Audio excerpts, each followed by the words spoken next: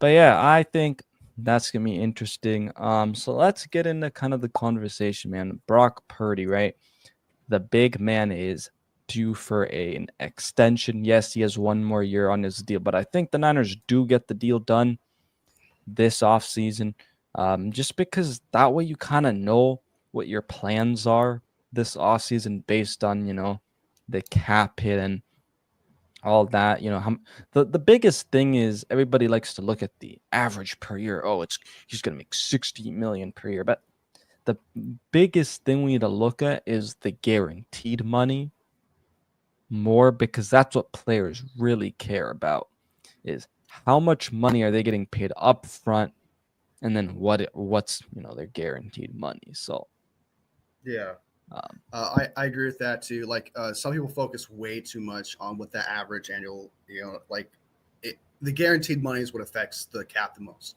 The guaranteed money is when that guaranteed money kicks in, is affects the whole process of when that guy can get cut, when that guy could uh, get cut, get his extension. It tells you the story of like how long is he truly on the team? Is he on for like 3 years actually instead of the 5-year contract signed? Because usually like towards the fourth or fifth year, it's really kind of like no more guaranteed money, and the cap hit is high, and so it's like, do we keep him as he is? Do we cut him? Do we trade him? That's usually when people really contracts are way more like 3-year contracts because that guaranteed money is gone. So it's like, what are you gonna do with him? Are you gonna extend him or are you gonna trade him? Like, because at that point, also the cap gets higher. When the cap gets higher, people want more money. So if Brock performs and plays phenomenal towards the 4th or 5th year, and he wins as a Super Bowl, knock on wood, he's going to want more money at that point. Well deserved, right? Contracts are usually more like 3-year contracts because you can get out with by the 4th or 5th one. But the thing is, I think it's gonna be like a 5 to 6 year deal, because at the end of the day, you're paying a quarterback, and if you just look at the Niners when they pay guys that are like top of the market, their core guys, it's usually 5 6 years, anyways. And I could see it being kind of like the Trent Williams deal back in the day, because remember when they signed him to a 6 year deal, and then he had the like 3 years after, and that's why he also wanted guaranteed money this offseason, also because he's probably going to retire soon. So to me, I think that's another thing you can kind of look at, where it's going to be a 5 6 year deal, and maybe 30 year there's like a potential out or non-guaranteed, and then they can kind of, if like you said, if they win a Super Bowl, maybe then Brock's like, all right, let me get some guaranteed money. So I think that's a pretty realistic chance that something like that. I'd be shocked if it's under a 5 year deal, to be honest. Oh, that would be an absolute shocker. That would have to be something that Brock Purdy and his agent would have to like demand almost, because like you said, like there's no way you're always going, if it's a franchise player, it's a player that's like you said, just solidifies himself to the team. He's the face of the team. You sign him to a 5-year plus deal, whatever it is. Because you obviously the face of the franchise, someone it's going to have it's endorsed the team, it's going to speak to the team. It's not like, no offense to Debo, like a 3-year deal I think he had at the time, or like Ayuk and some shit like that. It's different. Okay, if you're going to have a franchise quarterback, you don't sign up to a 3 or 4-year deal, because what you're telling the fan base is, this is your tryout contract, almost like, hey, we want to see more years from you, so here's a tryout contract. And usually quarterbacks who get 3 or 4 years don't even touch close to the quarterback market. Usually it's like what Baker Mayfield got, which is again not even close to $53 million to like other quarterbacks. So yeah, I'd be absolutely shocked if he gets anything less than 5 years. So the thing is, like what Brock Purdy did is on the level what Joe Burrow did, where he's getting to AFC championships. He's getting to Super Bowls. Brock Purdy's doing the same thing. He's getting NFC championships. He's getting to Super Bowls. He's doing those level of things, while Jordan Love, like you said, Justin Herbert, Trevor Lawrence, Tua can't even fucking touch the AFC championship. Like, I'd be looking at Tua and Herbert the most, because like Tua's been hurt, and then Herbert completely became a pumpkin, it felt like, in these playoffs. So yeah, Brock does have that leverage of like, well, If he wanted, because I don't think Brock, I don't know Brock, I don't know him personally, so I couldn't even, I don't want to make this argument, but like, if Brock wanted to be greedy, or not, I'll say greedy, but just being like, hey, I deserve this, it would be more of Justin Herbert, more than what Tua got for sure, because he's obviously performed in the playoffs. Because we've seen, like, with Sam Darnold, for example, and what other players have done. You got a quarterback guru in Jim Harbaugh, who's been to the Super Bowl with Colin Kaepernick, who was just a running quarterback. He had some passing ability, but we all know his bread and butter was running, right? So he wasn't the most accurate quarterback, and still made the Super Bowl with him, while you have Justin Herbert, who couldn't even touch it. Then you have Jordan Love, who is supposed to be this guy who can – everyone's told me, man, he elevates a team. He's a guy. He can elevate the team. He can do this. And he didn't do it. Like, not even fucking close. Like, he cannot – his accuracy was terrible. He couldn't handle the pressure. He did nothing phenomenal in his playoff game. So I personally think that what Brock Purdy did, however, against the Packers last year was phenomenal. We were down. And then the Lions because of coming back. Lions, yes, credit to Dan Campbell making some poor choices. Thank God. But Brock Purdy capitalized on those mistakes in the end. He that's the thing. Like, can you capitalize when it's your opportunity? And that's what Brock did in the end. He used his legs. He did everything possible to win that game, made the plays that he had to. Yes, some luck here and there. Yes, Dan Campbell, but he took advantage of everything, especially against the Packers. Because right after the Packers passed their script in that first half, in the second half, they fell apart. Brock Purdy took advantage of it, came back in the third and fourth quarter, and won that game. So to say that Brock isn't, like, when some people say they're not good as his quarterback, well, Brock literally, I don't want to say carry the team, because that's a bit, I feel like that's like, Tom Brady, Patrick Mahomes-esque like praise. But he was practically the main reason why we won those two games.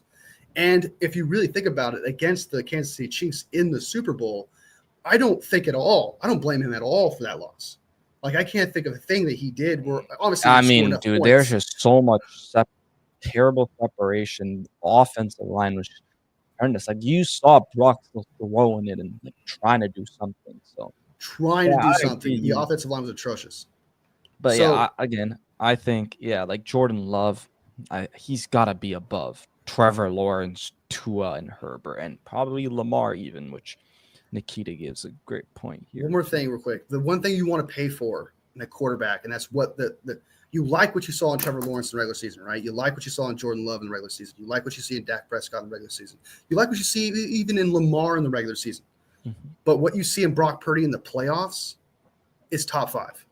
It is things that you don't see from these fucking quarterbacks. These quarterbacks who get paid. And what separates you from being a great quarterback or even an elite quarterback is what you do in the playoffs. What do you do under that mass pressure? None of these quarterbacks can handle that. They can think about the game the next week. Like, oh, if I have a bad game, it's okay. I can come back next week. It's all good. In the playoffs, you don't have that. So what are you going to do in this moment? And Brock has proven, and we've seen what with Sam Darnold, when, like, you have all the weapons in the world. You have the defense. You have everything in the world. And the pressure is too much for you. For Brock, it's not. It's not even close. One of the worst offensive lines last year, and took us to the Super Bowl. And if it wasn't for fucking Chris Jones being wide, like, unblocked, okay, he would have a better putt. Even if he was going to throw it to Juwan Jennings could have caught that ball if he just had the time to make an actual pass that was accurate. If he didn't see him, I promise you he would have saw Ayuk in the end zone in that play. Yeah. He literally did not have the time to process anything. He literally there would have been so many other things, if he just had the time to, and some separation. But I think those are kind of the contexts you have to really look at. Again, total guaranteed. Looks like the highest is 231 from Dak. So what's the one closest to him after that? After that is 230 to Deshaun Watson. And then Joe Burrow 219. 219. Watson's such an outlier, though. Like, I think whenever, like, an agent's like, well, look what Deshaun Watson's got. I guarantee that the agent, the head coach and the GM is just looking at him, and the agent like, come on. Like, let's be real here. Like, we all know that was just an outlier bullshit.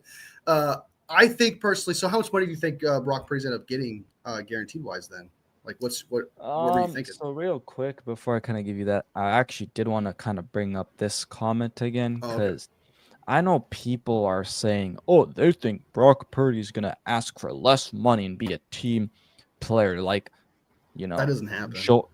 Tom Brady, excuse me. But first of all, Tom Brady already had like contracts before this. This wasn't right after a rook, you know, contracting. He's like, all right, I'm gonna just not take as much money. Second of all, you also have to remember the agent has to like always play for leverage, and they're gonna get a certain amount. And so if they're like, oh, we didn't even try and we're just trying to make Purdy take less, like that also hurts the agent. And I'm not saying Brock Purdy will take less. Maybe he does, but I just don't think it's going to be like substantial amount where people think, oh, he's going to get $45 million. I think it could be like average, maybe 55 million per year. When it comes to It's gotta be. guaranteed, that one's tough. Okay, so let's say, because I said Dak was a 4-year deal. Let's say the Niners go with the 5-year deal, right? Hmm. For Brock Purdy, I think guaranteed wise. Okay, so Dak got 240. Let's I'm gonna say like Purdy maybe 235 guaranteed. Oh, you think he's gonna go up there? Oh, damn. Okay. Yeah, I Okay. mean you would think he's above Dak, right? So like Well, I do total think he's above guaranteed. Dak, but like there's outlier things I feel like with like I Yeah. do think the Dak contract was a bit much like that. I think it'd be a lot closer to more Joe Burrow esque if it was really like Okay, if you're so you're negotiating thinking like guaranteed. 220 maybe because Joe Burrow Yeah, got I know it's just $15 219. million Okay. difference, but I do think that's I would say around 220 between 200 and 220 I think is about it. David Lombardi obviously has like 140, 150, which is kind of low I think for a guaranteed. But Yeah. I think he's gonna get franchise money, and franchise money is Mhm. 200 million these days, guaranteed plus. Terra Dome says 140, 160 guaranteed. I think that's pretty low, Wow. but if that happens, I'll take it. I'll absolutely take I'm just that because that I'm means we just could probably get looking out of at that sooner. the overall like market. That's the Yeah. thing. I'm looking at the overall market, so that's why I think like maybe let's say 230 to 240. I'll say like between that. So I'd say do for you think he resets the market then with that kind of cash? Because that's like resetting the market kind of style. So yeah. that's like I mean, that's more than 60 something million in guaranteed, I not think guaranteed he but a year. resets the market just barely or gets super close to Dak, where it's just like he's right under Yeah, because Dak. we I all know think he's better than Dak. We would take Birdie over Dak, right? yeah. Like we both agree with that. And So that's the thing is, remember, guys, you have to base this off the market too.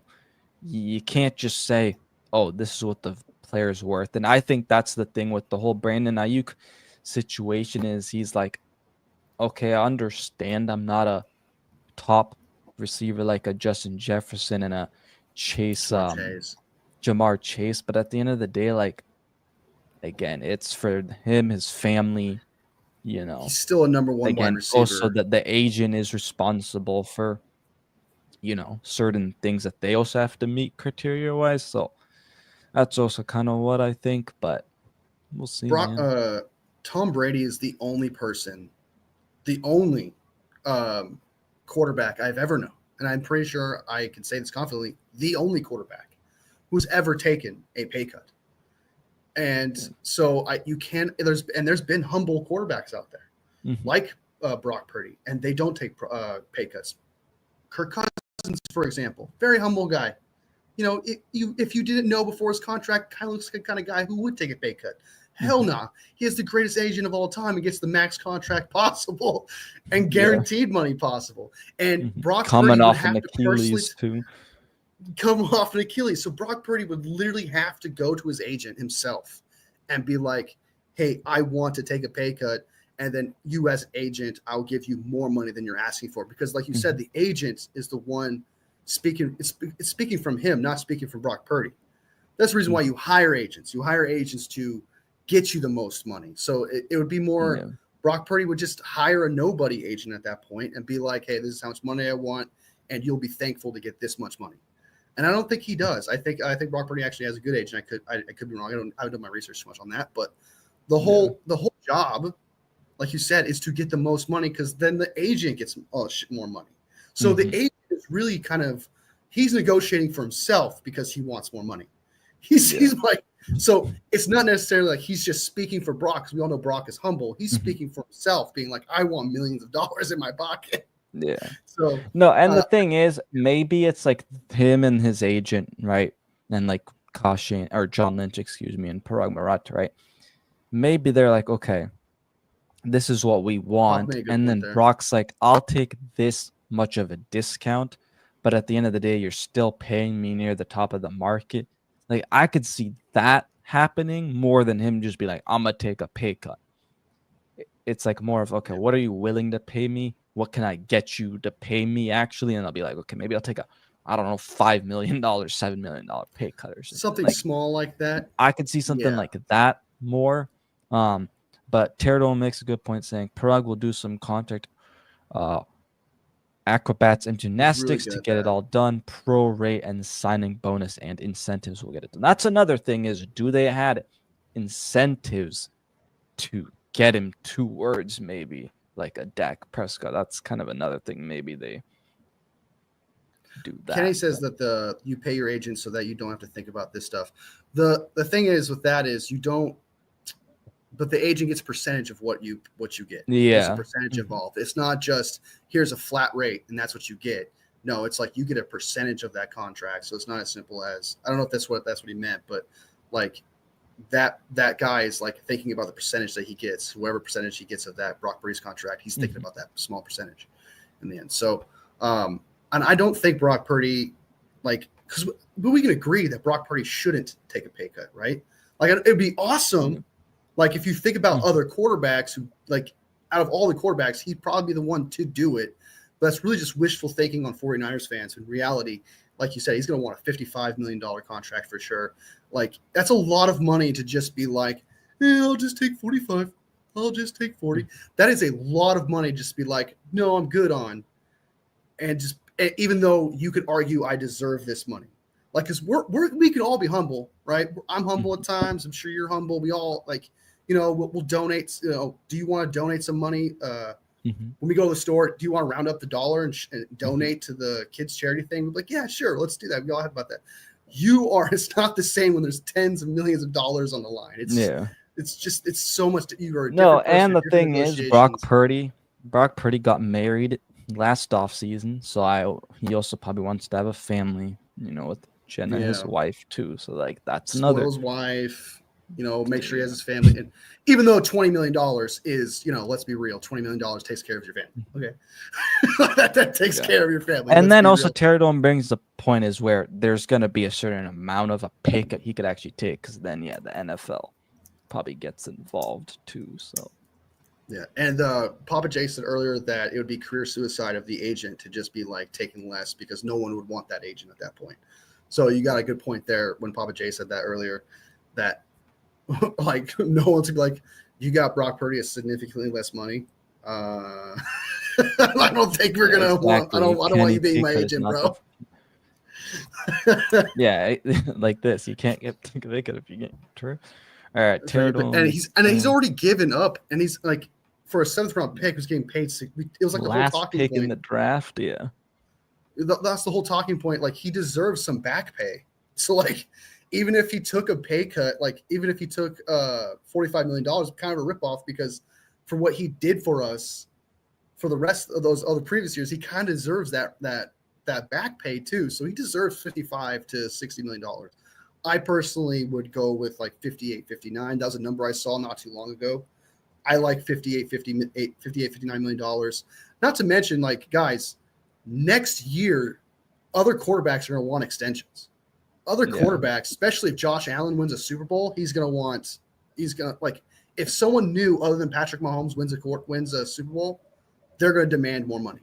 Let's be honest. Mm-hmm. And so whatever you pay Brock Purdy before that happens, that is going to jump. It's going to jump from 60 probably to 65, 70, maybe 75. Dude, so like, imagine what Stroud's going to get in a few years, Stroud, and then like Jaden Daniels, for example. Like, oh my god, yeah, dude. If he keeps playing like he is, so it's gonna be like $80 million in like 2 years. So like, do you think $60 million is a steal at that point? I do. Yeah, exactly. And then at that point, you're gonna be like, okay, he's gonna still be near the top of the market, but like, it's still not gonna be insane, because all of these other guys are gonna be getting. I don't even think it would be It's top like, 5 in 2 years. Like it would probably like somewhere yeah, between top 10 and top 5, somewhere between there. How much is he over being a playoff stud and Super Bowl performer? Yeah, that's the whole thing. Like he actually yeah, performed. Like yeah, it's not too big for him, and not a lot of quarterbacks can do that.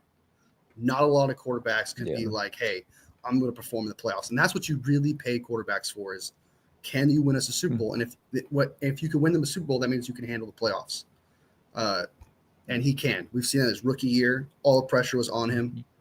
He was playing phenomenal. Second year, phenomenal to the Super Bowl. This year, obviously not so well, but that was just due to so many variables holding him back. And I've gone through the stats before already. He played phenomenal. He played on par with what Sam Darnold was doing.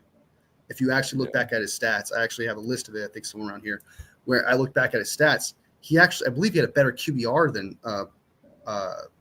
Sam Darnold with 68, and I think Sam Darnold had 60. He would have had more yards if he played 17 games compared to what Sam Darnold played 17 games in. Some say Sam Darnold had a phenomenal year. Well, then you're saying Brock Purdy had a phenomenal year then, because his stats were on par. It really was. It was like 96%. I think he had like a 96. The only thing he had to beat on was maybe like 2% better in completion percentage, and then like 5% more in passer rating. Like that's about it. 5 points more in passer rating. Outside of that, Brock Purdy was better in every single category. And that was a down year. That was when everything was going bad. Everything was going against him. That terrible separation. You didn't have your studs playing as studs. You didn't have your studs. This is the kind of quarterback you cannot just fuck around and play with. You sign him as soon as possible. I don't see. Yeah, and I just don't see there being any replacement or anything. I agree, though. Got to get this done early. Man, they got this done with Jimmy Garoppolo, I think, in like February, man. If they can do that. I mean, Brock Purdy also said it, like he wants to be there for OTAs and stuff. So he's putting the pressure. Now, also, I was just looking at Lombardi's. So he has 165 million with 143.6 million dollars guaranteed. I'll take that. His projection, which 143 guaranteed. Interesting. That's pretty low, I think. Yeah. I'll take that because that means down the line it's not gonna like if he turns out to be bad, somehow becomes not very good. We can get out with it within like 3 years, right? We can get out of it probably with little to no. Yeah, so that's what I'm saying. It could be like a 5-6 year deal, and then kind of have that outer non-guaranteed, kind of like they did with Trenton Williams and even like George Kittle's contract coming up. So the other thing about one more thing I want to say about Brock Purdy real quick is that do you think that Brock Purdy would be kind of quarterback if you were to pay him, suddenly his talent would drop off? Because that's some concern that people have usually. Like once you pay someone, everything changes, right? Do you think Brock Purdy's that type of quarterback to just be like, oh, I'm a millionaire now, even though like he owns his own land already, he's from a rich family and stuff like that. He knows what it's like to be rich already. Like, and he is who he is. So it's kind of like, I don't think Brock Purdy is that type of guy where if you paid him $55 million, suddenly his worth ethic is going to drop. He'd rather go party with his wife somewhere or do a bunch of random shit. I actually think that he'd handle it really well and still work as hard as he was when he was just a rookie. You know what I mean? Yeah, I mean, it's tough. Like, the thing is, if I'm looking at Brock, he seems like a guy like that, but also it's like you can't really assume that. But I think he would, because, like, the fact is he knows how close we are to still winning that Super Bowl. So I'm just like, the way he talks about the team, the way he talks about the way he talks about it, the way he talks about like looking at like God and trusting God, you know, for a lot of things too. Like, I think so.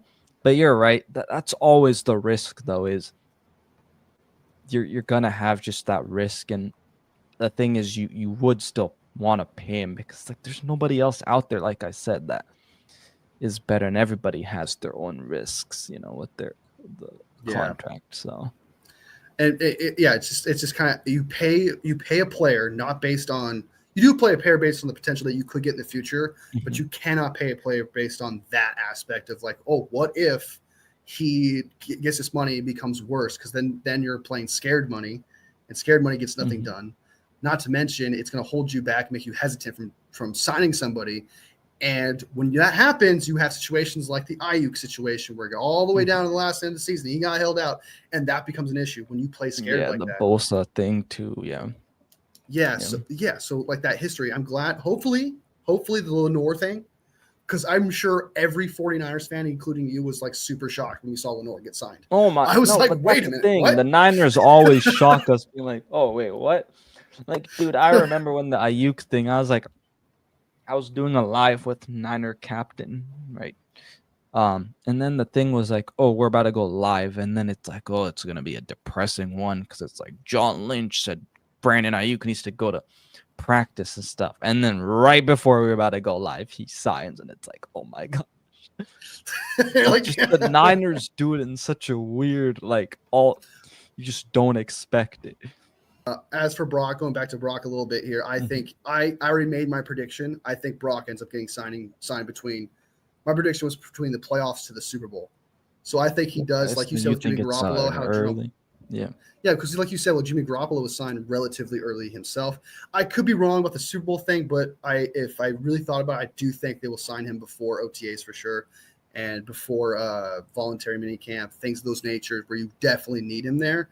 And I do think he ends up getting signed in February. I do think they don't. Yeah, fuck I mean, around when it's it comes the to quarterback quarterback too, so it's like, yeah, because you can't just treat.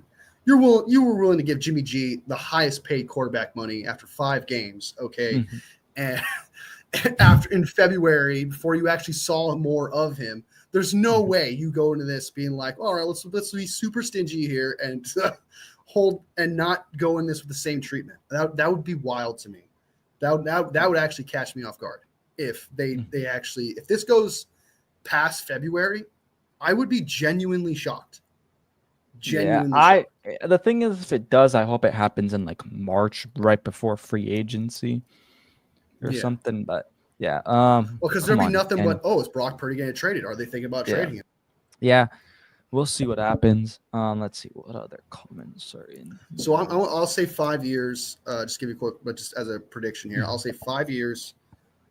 I'm gonna change this a little bit. 200 million guaranteed, and I will say that's 200 million guaranteed. Let's say annually gets paid more than Dak Prescott, which is what? So Dak 61 million? 240. So I think the guaranteed is going to be smaller, but the annual is going to be higher. I think it's going to be 5 years. I could see it being 6 years. 240. So let's see. Dak. Okay, so Dak is right now making what, 60 million a year. So if we add another year onto that, like Purdy would have to be what, 65 million? 65. It's gonna look bad. People are gonna be like 65 million and not look at the guaranteed money. We're gonna go and then guaranteed, like I said, I don't know, 235, 240, maybe something. But I don't know. I think it's see. wild the money they gave Dak. I understand the situation. I'm kind of surprised though with Dave Lombardi's projection because that seems so low to me. Like, that is a really low guarantee, dude. That is super low. There's no way he actually thinks 140. I think that's way too low.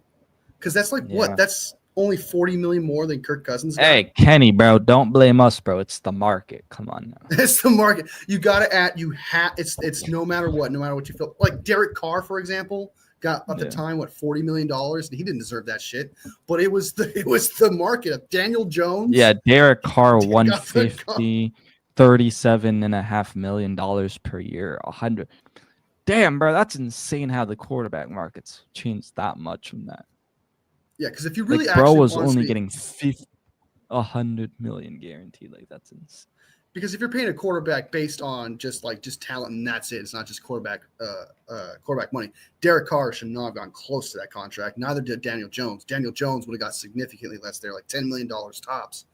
Like at the time, like if you want to take the QB market out of it, right? But the QB market dictates. It's not that the QB market says, hey, you have to pay it this guy. Mm-hmm. It just says this is the ratio in which a quarterback should get paid. Generally, this area, right? How good is Brock Purdy? And compared to other quarterbacks, what tier in which he's getting paid? Brock Purdy in his tier deserves $55 million to $60 million for sure. Yeah. And outliers like Dak Prescott and Deshaun Watson are not fair assessments. Yeah. Yeah. Okay. And if more quarterbacks started getting paid more like Dak Watson. Prescott, I understand. Yeah. I don't understand. But this is the ratio in which quarterbacks get paid. So he's going to get paid around here, whether you like it or not. So, and it's kind of another thing real quick about Jimmy Garoppolo, when I told you about how like he was the highest paid. So that was still at the time a huge chunk of the cap. Like you're going to do the same thing with Brock Purdy, where it's going to be a huge chunk of the cap regardless, because he's a quarterback. He's going to get paid that much. And later on, the cap is going to get bigger. That percentage is going to get smaller. It's gonna grow. Yeah.